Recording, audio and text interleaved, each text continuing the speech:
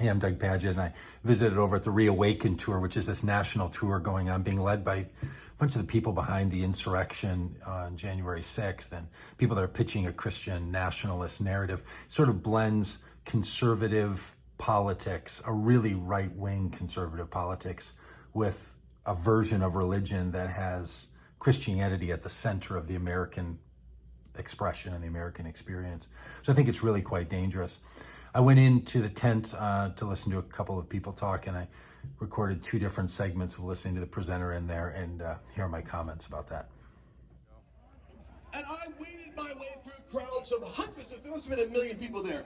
And all I saw was good, wholesome, Walmart-type, red-state Republicans, shofar-blowing charismatics, and a few oddballs dressed up like soldiers.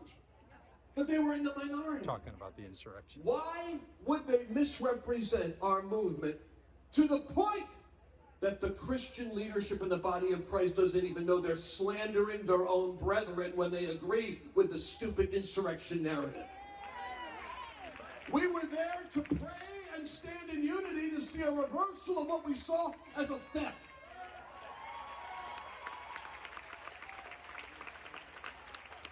And I'm telling you right now, things are percolating. Here's what happened. Kim had a stroke.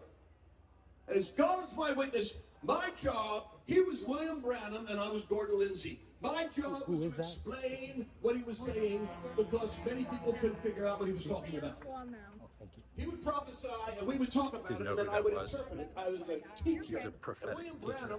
Branham So what that is there is he's talking about how the insurrection was something that was done by just a few radicals and not the real point of it, and the other people were there to pray. And you do wonder why, if Christians were there to pray and do good, something so horrible broke out that they just can't seem to speak out against that horrible thing breaking out.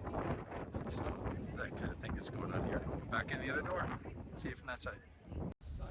Walking into the Great Awakening.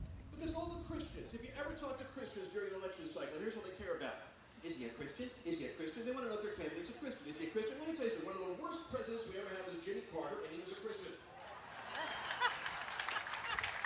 The question you should be asking isn't, is he a Christian? You should ask, is he anointed and chosen by God for the job?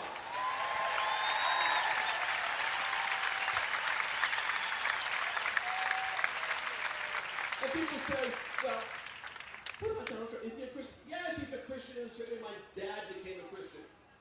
My dad became a Christian. I made him say the sinner's prayer 5 times. Donald Trump, I promise you, has said it 3 times. The last time I made my dad say it, I said, Dad, did you mean it? And this World War II veteran attorney from New York said, damn it, I wouldn't have prayed it if I didn't mean it. Go figure. The Lord said that's good enough.